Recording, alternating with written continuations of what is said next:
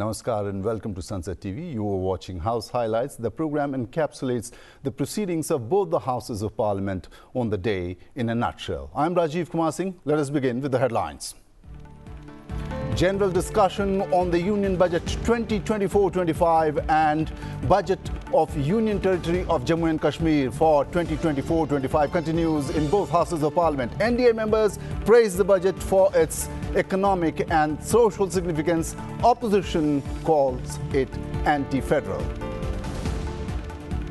Rajya Sabha takes up a short-duration discussion on the death of 3 students at an IAS coaching center in Delhi. Chairman Jagdeep Dhankar raises concern over commercialization of coaching centers, calls for a long-term approach in tackling the problem.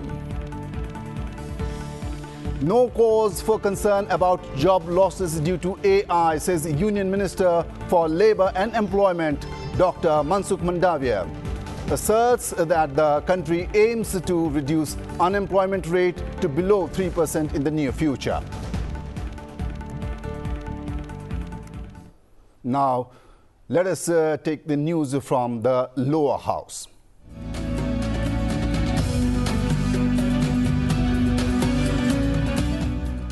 The Lok Sabha on Monday congratulated shooter Manu Bhaker for her historic bronze medal in the women's 10-meter air pistol event at the Paris Olympics. The House also extended best wishes to other athletes participating in the Olympic Games.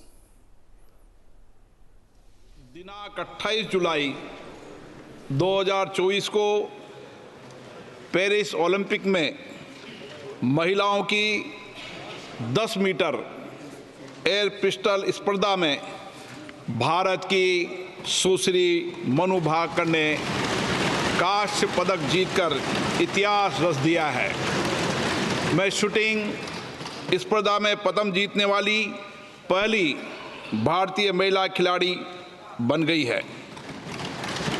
उनकी सफलता से पूरे देश में उत्साह और उमंग का वातावरण बन गया है।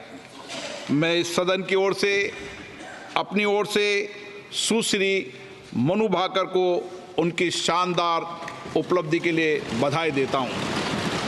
हम पेरिस ओलंपिक में भाग ले रहे अन्य खिलाड़ियों को भी शुभकामनाएं देते हैं तथा आशा करते हैं कि वे अपने शानदार प्रदर्शन से इन खेलों में देश का सम्मान मान बढ़ाएंगे। During the question hour in Lok Sabha, questions pertaining to the Ministries of Education, Environment, Forest and Climate Change, Labour and Employment, among others, were asked. Responding to a question about the focus on addressing unemployment, Union Minister for Labour and Employment, Mansukh Mandaviya, enumerated that the FY 2024-25 Union Budget had endowed focus towards empowering the youth and generating employment. He further stated that the government had provisioned rupees 2 lakh crore to generate 4 lakh jobs. He reassured that there is no need for concern about job losses and said that the government aims to bring down the unemployment rate below 3% in the near future. Responding to a question over concerns relating to students migrating to study abroad, Union Minister Dharmendra Pradhan stated that there was no dearth of quality institutions in the country, be it IIT, IIM or NIT. He said brain drain was a concept of the past, now it is brain back. Responding to a question on addressing the menace relating to air pollution, Union Minister for Forest and Climate Change, Bhupendra Yadav, told the Lok Sabha that in the last 10 years, rupees 11,210 crore have been allocated towards the National Clean Air Mission. After the question hour in the Lok Sabha, important papers were laid on the table of the House, which included papers from Ministry of Culture, Ministry of Finance, Ministry of Labour and Employment, Ministry of Environment, Forest and Climate Change, Ministry of Youth Affairs and Sports, Ministry of Education and Ministry of Corporate Affairs. MOS Raksha Nikhil Khadse. They then made a statement on the status of implementation of the recommendations contained in the 327th report of the Standing Committee on Education, Women, Children, Youth and Sports. A motion was also brought for election of 2 members to the National Tiger Conservation Authority by Environment Minister Bhupendra Yadav. The motion was adopted by a voice vote. Lok Sabha members cutting across party lines on Monday demanded an inquiry into the death of 3 civil services aspirants at a coaching center in central Delhi's Old Rajendra Nagar area. BJP MP Bansuri Swaraj blamed the AAP-administered Delhi government for their utter apathy and sought an investigation as to why the drains of the region were not cleaned. घटना घटी है old Rajendra Nagar में, जहां पर नाले का पानी वो पूरा का पूरा बेसमेंट में, कोचिंग सेंटर के बेसमेंट में भर गया और पूरा का पूरा बेसमेंट जलमग्न होने के कारण 3 छात्रों ने अपनी जान गंवा दी। ये बच्चे तेलंगाना, उत्तर प्रदेश और केरल से आए थे। अध्यक्ष जी, ये दिल्ली में आईएएस एग्जामिनेशन की तैयारी करने के लिए आए थे, अपना भविष्य उज्जवल करने के लिए आए थे। लेकिन बहुत दुख से मुझे कहना पड़ता है कि दिल्ली सरकार की लापरवाही, यहाँ तक कि आपराधिक लापरवाही के कारण इन बच्चों ने अपनी जान गंवा दी। अध्यक्ष जी, the cause of death of these 3 students is the utter and absolute apathy of the Aam Aadmi Party ruling dispensation in Delhi. The criminal negligence of the ruling dispensation of the Aam Aadmi Party in Delhi has caused the death of these 3 students. BJP member Vijay Kumar Dubey raised an issue related to sports and promotion of sports at the village level. मैं खेल कूद मंत्रालय का ध्यान आकृष्ट कराना चाहता हूं कि जिस तरह से हमारे यशस्वी प्रधानमंत्री माननीय नरेंद्र मोदी जी ने इस देश में खेल और खिलाड़ियों को लगातार प्रोत्साहन देने का कार्य किए हैं, जिस तरह से इस देश का सम्मान खेल कूद से जोड़ने का कारण आज अभूतपूर्व सफलता इस देश ने प्राप्त किया है, चाहे ओलंपिक्स गेम हो, चाहे एशियाड गेम्स हो। निरंतर आपकी बात कहें, गांव के खेल कूद के उपकरण में हम लोगों के सांसद निधि का आवंटन बलराम देने की अनुमति प्रदान करें, ताकि ग्रामीण अंचल की प्रतिभाएं भी इस देश के सम्मान को आगे बढ़ाने का कार्य करें।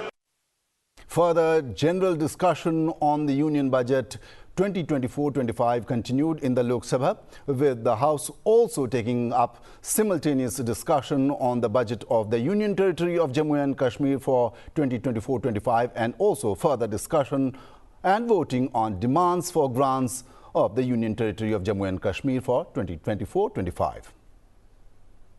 पहाड़ी क्षेत्रों में और विशेष रूप से मैं ये कहना चाहता हूं कि हिमालय राज्यों की जो भौगोलिक स्थिति है, जहां पर बार बार बादल फटने की घटना होती हैं, भूकंप, ओलावृष्टि और ऐसी प्राकृतिक जो आपदाएं हैं वो समय समय पर आती रहती हैं, जान माल का भारी नुकसान होता है। इन राज्यों में विशेष रूप से मैं पहाड़ी राज्यों की बात करना चाहूँगा, जिसमें चाहे हिमाचल प्रदेश है, उत्तराखंड है, असम है, जम्मू कश्मीर है, मणिपुर है, मिजोरम है, अरुणाचल, मेघालय, सिक्किम, नागालैंड, त्रिपुरा, ऐसा करके जो राज्य हैं इनके लिए जैसा कि पूर्वोदय की तर्ज पर एक अलग से मंत्रालय या फिर मंत्रालय में एक विभाग गठित किया जाए, जो इन क्षेत्रों में जो इस प्रकार की प्राकृतिक आपदाएं आती हैं उनका निरीक्षण करे और समय समय पर इन प्रदेशों को उनकी आवश्यकता अनुसार सहायता भी मुहैया करवाए। ऐसा मैं आपके माध्यम से केंद्र सरकार के ध्यान में इस बात को लाना चाहूँगा। We have been unscientifically bifurcated in 2014. When the first budget was presented in the AP State Assembly, the revenue deficit in that budget was almost 24,000 crores, ma'am. From then, our debt has been increasing, and it has reached to as of June 2024, it has reached to 9.74 lakhs, ma'am. In 2019, the debt was around 3.75 lakhs, ma'am, and 2024 it has reached to 9.74 lakhs, ma'am. So For this, for a state that is so young, it's only 10 years old, ma'am, we need a lot of hand-holding. We want to stand up, we want to run with other states of this country. We want to be part of this development that's happening in the other parts of the country, ma'am. For this, we need more support from the central government, ma'am, because getting grants or making debt is one thing, ma'am, but where we are spending is the most important thing. If you are spending it on, if we can balance both welfare and infrastructure, yes, that is a good way of spending it, ma'am. But the problem that has happened for Andhra Pradesh was that from 2019 to 24, coming to Water Resource Department, only 20,000 crores was spent on it, ma'am. From 2014 to 19, in the same Water Resources Department, we spent almost 47,000 crores. So it has gone down by almost 60% in the capital expenditure in the Water Resources Department. When it comes to transports, roads and buildings, in 2014 to 19, Andhra Pradesh spent 8,800 crores, ma'am, but from 19 to 24, it has come down to 1,357 crores, ma'am. It has almost come down by almost 70%. So creating a debt, getting money, borrowing money is one thing, ma'am, but where we are spending is the most important thing. We are very much confident that we want to be part of this development. We want to reconstruct the state. We want to rebuild the state. We need more support from the union government, which we're looking forward, man. We are on the knees before the 2024 election. Now we are standing up. We want to run with the other states of this country. We need more support from the union government, which we look forward to in the next 5 years in the NDA government, man. 2014 के बाद माननीय प्रधानमंत्री नरेंद्र मोदी जी ने गरीबी हटाने का नारा नहीं दिया, लेकिन आज इस देश के अंदर प्रधानमंत्री मोदी जी के नेतृत्व में जो बजट के अंदर फिर प्रावधान किए, उसके आधार पर गरीब कल्याण की योजनाओं के आधार पर आज इस भारत के अंदर 25 करोड़ लोग गरीबी रेखा से ऊपर उभर करके आए हैं। ये मोदी जी के रहते ही इस देश के अंदर संभव हुआ है। माननीय अध्यक्ष महोदय, माननीय प्रधानमंत्री नरेंद्र मोदी जी ने गरीब कल्याण अन्न योजना जो 2020 से लागू हुई, 80 करोड़ परिवारों को निःशुल्क अनाज, आयुष्मान भारत योजना में 30 करोड़ लोगों को 5 लाख रुपए का फ्री का इलाज कराने का अधिकार, तो प्रधानमंत्री आवास योजना में माननीय प्रधानमंत्री नरेंद्र मोदी जी ने 4 करोड़ परिवारों को उनके सर पर छत देकर उनके जीवन में खुशी लाने का काम किया। तो माननीय प्रधानमंत्री नरेंद्र मोदी जी ने उज्ज्वला योजना के माध्यम से 10 करोड़ से अधिक बहनों को चूल्हे से मुक्ति दिलाकर गैस सिलेंडर उपलब्ध कराने का काम इस भारत के अंदर किया है। आज मैं कहना चाहता हूं कि प्रधानमंत्री ग्राम सड़क योजना से जब अटल बिहारी वाजपेयी थे, तब इस देश को उन्होंने गांव-गांव को सड़कों से जोड़ा।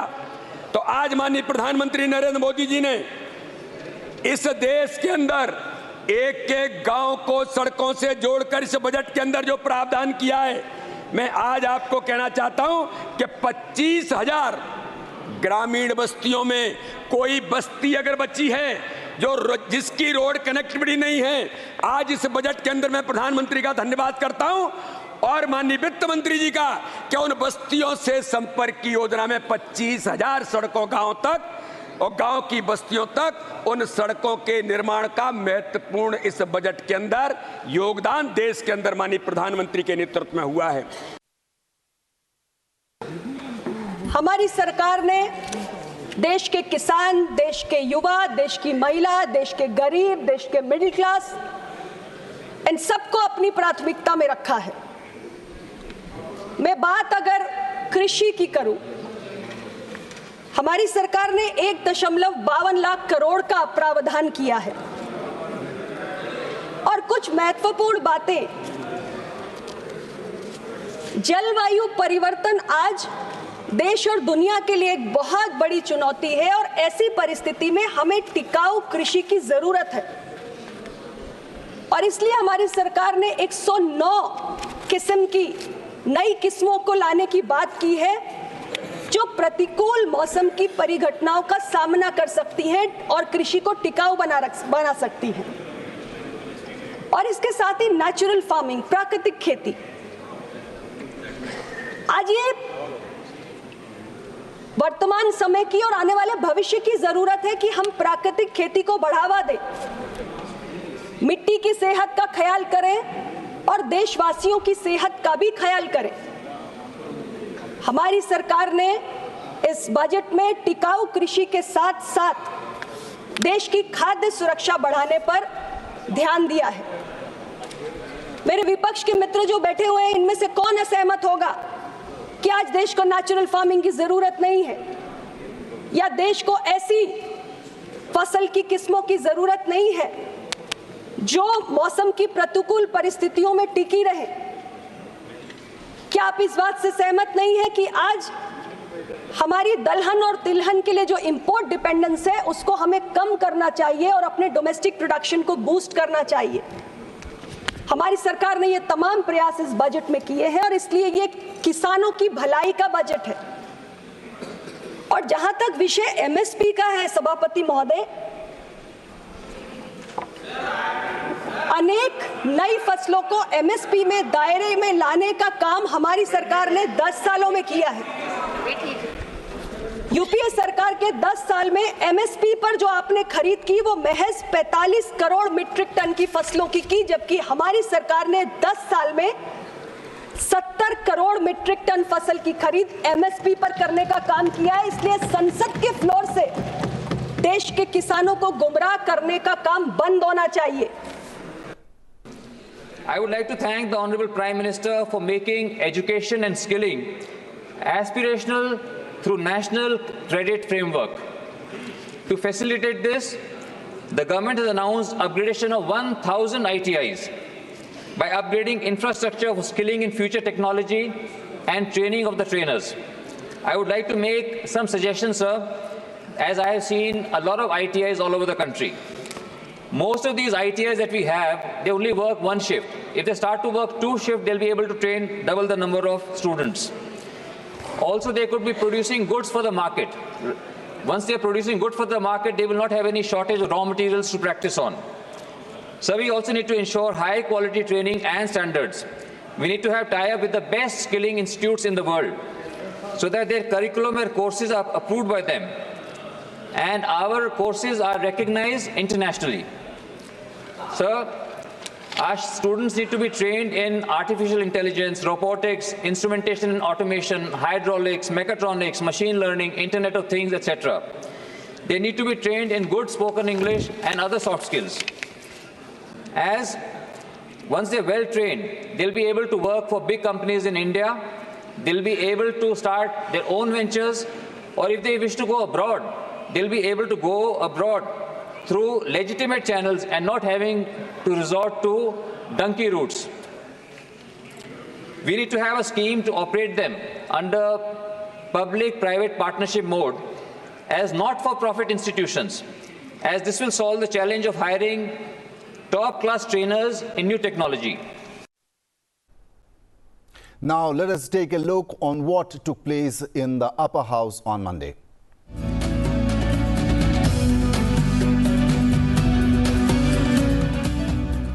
The Rajya Sabha on Monday held a short duration discussion on the deaths of 3 UPSC aspirants in a coaching center in Delhi due to waterlogging. Rajya Sabha Chairman Jagdeep Dhankar said the culture of coaching centers has become no less than a gas chamber and stressed on the need to examine the huge expenditure incurred on newspaper advertisements by them. Condemning the incident, Minister of Housing and Urban Affairs Manohar Lal said accountability has to be fixed. अब यदि वो fire department ने NOC दी है और storage के लिए दिया है तो क्या बगैर इंस्पेक्शन के किया?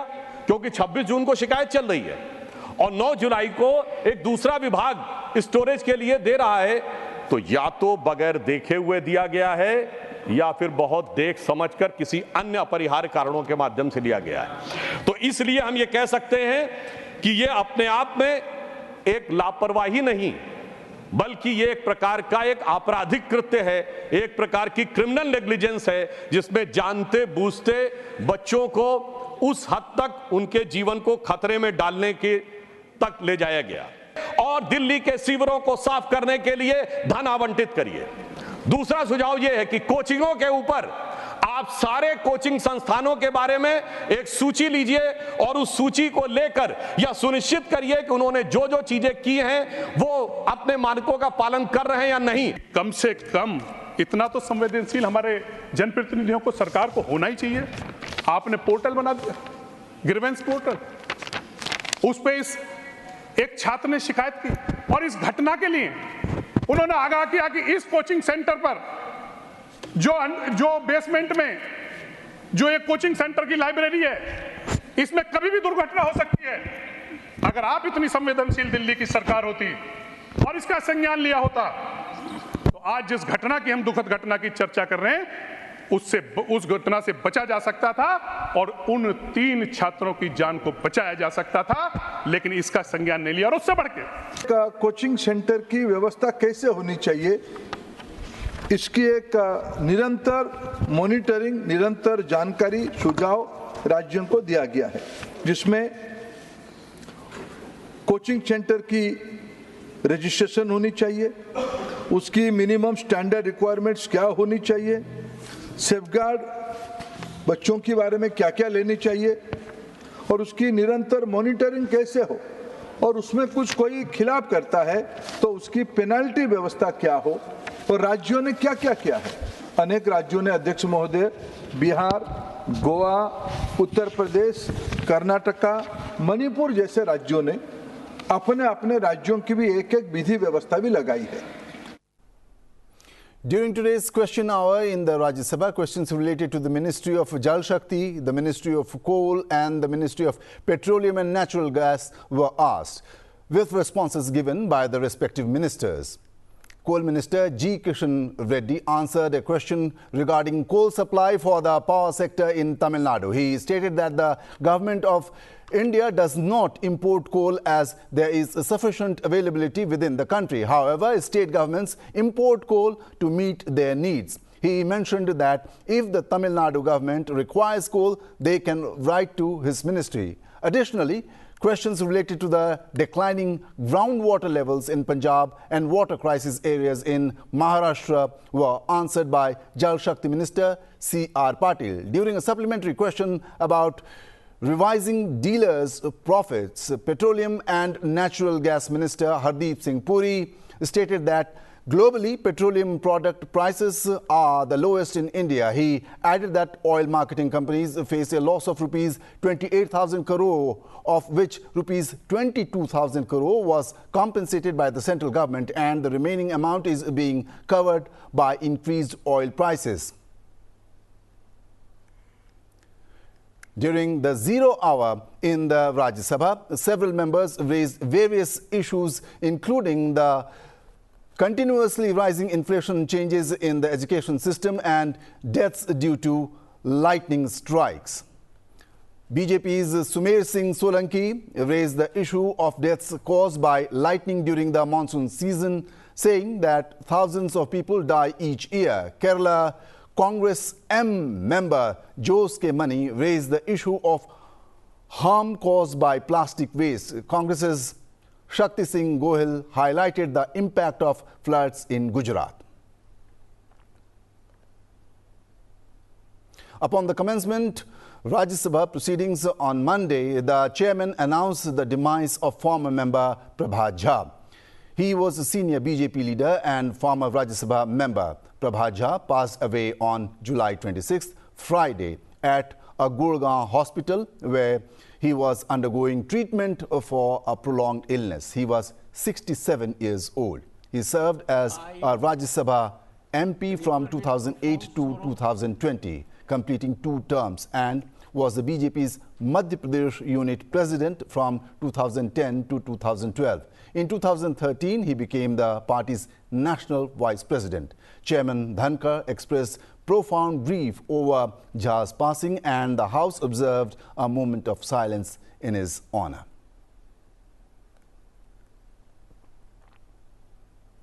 The Rajya Sabha to discuss the Union Budget 2024-25 for the 4th consecutive day. Along with the Union Budget, the budget for the Union Territory of Jammu and Kashmir was also discussed. Members from various parties participated in the discussion, sharing their thoughts and suggestions with the House.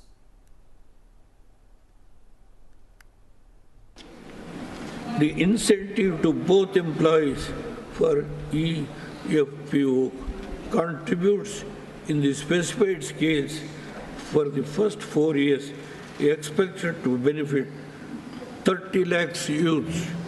Sir, Scheme C, support to employees, government will reimburse EFPO contributes of employees up to 3,000 per month for 2 years for all new hires, expected to generate 5 lakhs jobs. Sir, Scheme D, skilling program, 20 lakhs youth will be skilled over a 5 years period. 1,000 industrial training institutes will be upgraded in a hub and spoke arrangements with outcome orientation. Course content and design aligned as per skill needs of industry. इस budget की एक और प्रशंसा करना चाहूंगा कि भारत की पहचान और सांस्कृतिक विषय को किस प्रकार से आगे बढ़ाना चाहिए, इसके लिए नालंदा, बोधगया और उड़ीसा के लिए जिस प्रकार के धन का आवंटन किया गया है वो बहुत प्रशंसनीय है। हाँ, ये ज़रूर कहना चाहूँगा, अभी हमारे मित्र इमरान प्रतापगढ़ी जी बोल रहे थे, तो मैं कहना चाहता हूँ हम तो भारत की पहचान उठाना चाहते हैं, मगर इन लोगों के अरमान हमेशा पहचान छुपाने वालों के साथ ही क्यों लुके रहते हैं।